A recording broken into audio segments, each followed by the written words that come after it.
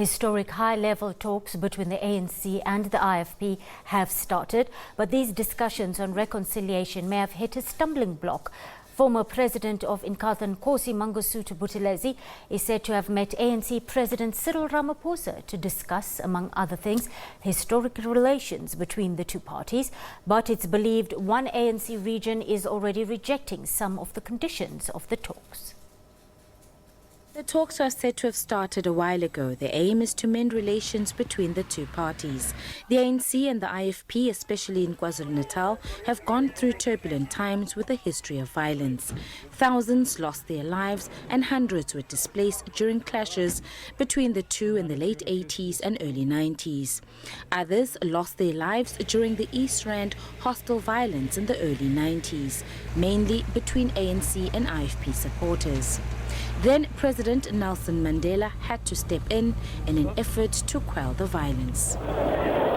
Take your guns, your knives, and your pangas, and throw them into the sea. During the height of the violence, talks were about bringing lasting peace. The two parties remained political rivals. Now, about 20 years later, leaders want bygones to be bygones.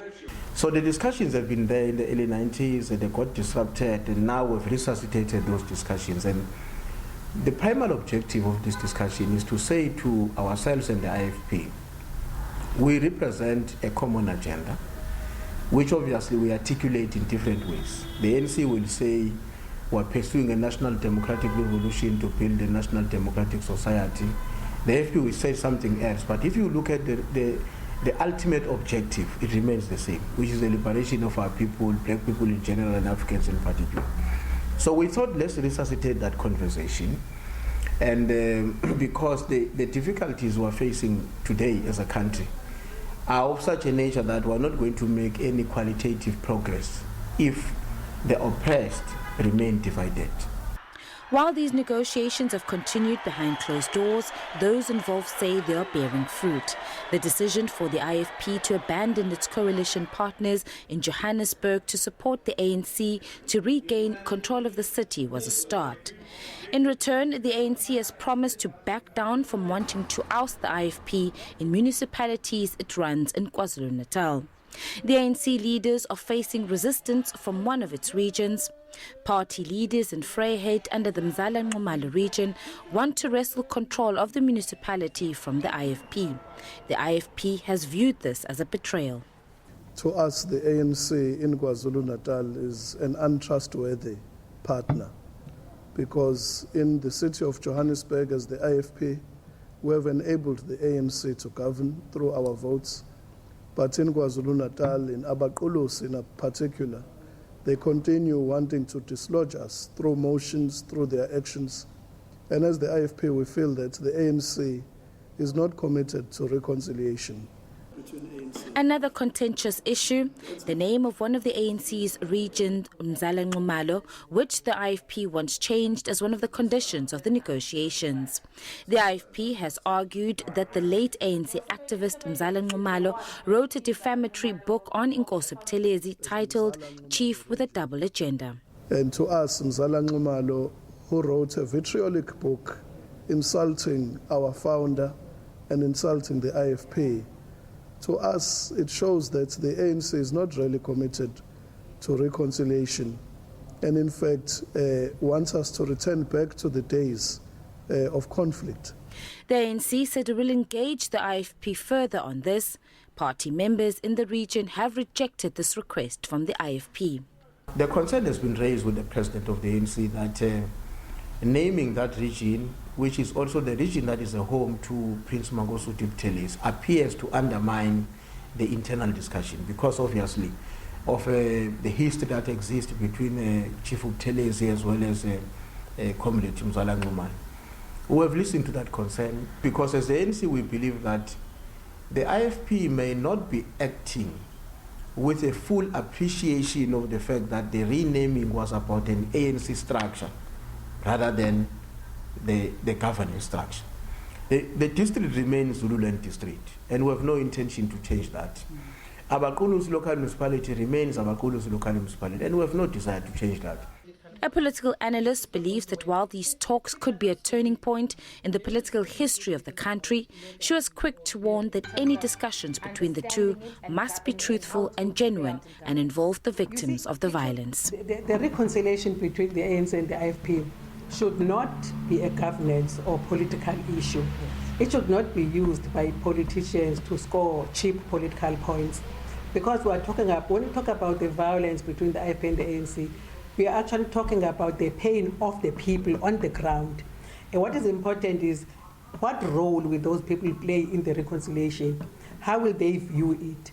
Because the success of this reconciliation depends on the process that will be followed and the intention of the reconciliation, because you may get what you did not intend. There are many questions that remain on what these parties hope to achieve and whether this means the parties could merge at some stage. Ayindam Mhlongo, SABC News, Durban. Well, for more on these talks between the IFP and the ANC taking place in KwaZulu-Natal and what it means for the South African political landscape, let's chat to Professor Bheki Mngomezulu. He's the political science professor at the University of the Western Cape. Good afternoon, Prof. Always a pleasure to chat with you on the line. Good afternoon, my sister, and good afternoon to your listeners. Well, talks between the IFP and the ANC currently underway. Can you, Professor, please put it all into context for us and shed some light on these historic and sometimes turbulent relations between these two parties? No, that is absolutely true. Maybe for starters, we must recall that when Inkatha and Nkululeko was formed by Inkosi Mangosuthu, at the time, the relations between the ANC and Inkatha, in fact, was very cordial. As a matter of fact, Inkosi Mangosuthu got the blessing of the ANC to form Inkatha.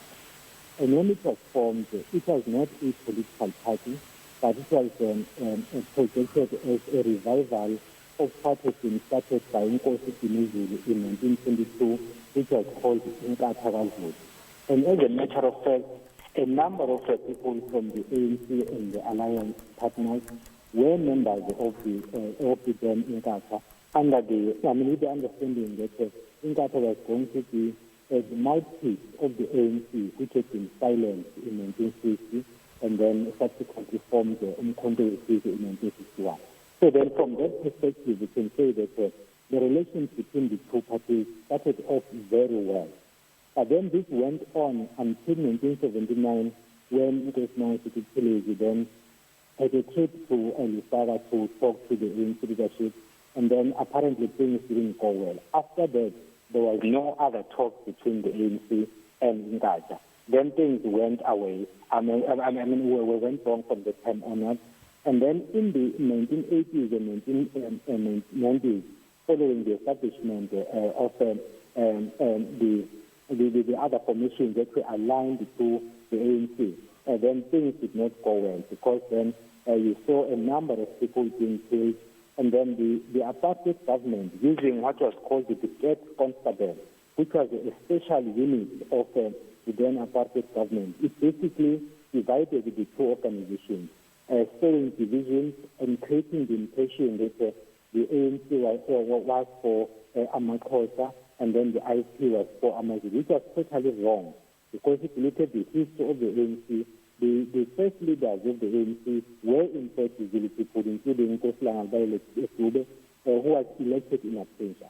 So basically, if you look at it from that far, you can tell that these two parties were not supposed to be enemies in the first place. However, with the third force, as we called it during these days, the entrance of the apartheid government into the state, then, of course, relations became sour. And then in the 1980s, 1990s, you had the so-called black-on-black violence, which then pitted the two organizations against each other. And then a number of people died from both sides. And then after 1994, there's been attempts to try and bring them together. But then, of course, you can see that the old history is coming back, because there is no trust between the two, which then I think we should applaud the move that the two parties have now engaged in, which is basically trying to find each other, as it were, not for themselves only, but for the sake of this country. So I think it's a move towards the right direction. Professor, just on that note, what do you think is the real intention behind these talks, and what do party leaders want to achieve with these particular discussions going forward, do you think? That is what, in fact, should be projected to everyone. Both parties should know exactly what is it that they want to achieve. If the idea behind them coming together is to try and appease certain individuals, then, of course, whatever peace deal they come up with will be short-lived. However, if the intention is to say, we have started well some years back, things went wrong along the way, let's go back to where we used to be, and then forge forward and then take this country forward, then there will be negotiating in good spirit, and then there will be an element of trust. Let's say, for example, in the past couple of months, starting from last year, in fact, we heard that Inkosi Mangosuthu Buthelezi had some concerns and wanted the ANC to come out clear and then indicate as to whether he was an enemy of the ANC or if he was a friend. So at least if he retires from politics, he would know for sure where he stands. That has not been done. So if, for example, part of the discussion is to try and bring that history to closure, then that would be commendable, because if you look at the role that Inkosi Mangosuthu Buthelezi has played in the South African political space, you can see that he has a long history. Of course, like any other leader, there are positives and there are negatives in his activities. But then, given his age, it would be advisable to say, we appreciate the role that you have played, and we don't want you to exit politics leaving this cloud. Let us clear this cloud so that then we can start ourselves. So they must be clear. At the moment, I'm not too sure what the primary reason is for these negotiations. If they can spell that out clearly and all speak in one voice, then those of us who are analyzing from a distance will also be guided by that. But if we get different signals and you are not sure exactly as to why this is the case, there will be speculation after speculation, and even those who are directly involved will be shooting in the dark because they will not know what is it exactly that they want to achieve. So I strongly believe that the negotiations, in fact, are very good. They're a good move, but then you should know exactly what are they negotiating for and what do they want to achieve. If they want to achieve things at a macro level, that will be fine. But then if they focus at a micro level, looking at individual or personality politics, then they will have missed the target, and then whatever they agree to will be short-lived, because they have to all read from the same script for this to be a success. Professor Bheki Mngomezulu joining us on the line there. He's the political science professor at the University of the Western